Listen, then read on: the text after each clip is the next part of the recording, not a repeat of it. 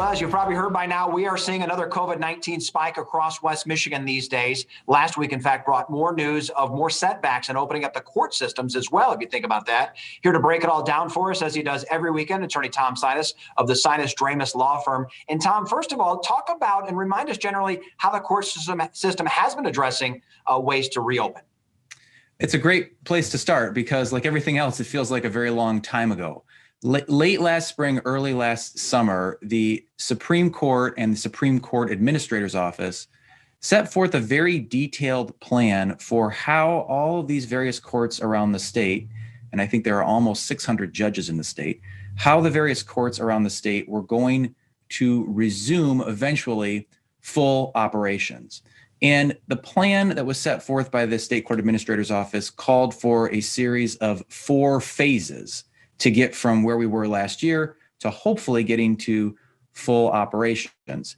And in order to move through each of the phases, there were a number of things that had to happen, but the hallmark of the transition to each phase was that 3 things had to be true.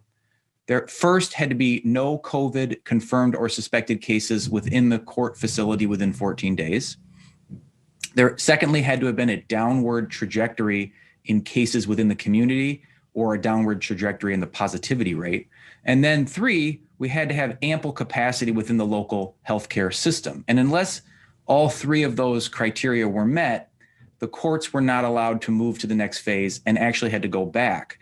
And so, as you mentioned, given the recent spike in COVID, what we're seeing is courts that have gotten maybe to phase 2, maybe to phase 3, have dropped all the way back to phase 1. For example, here, the Kent County Circuit Court announced back on April 14th that Kent County is now back in phase 1. So just like everything with the disease, as it gets more challenging, it becomes more challenging to do anything, including, of course, operating a court system and having jury trials.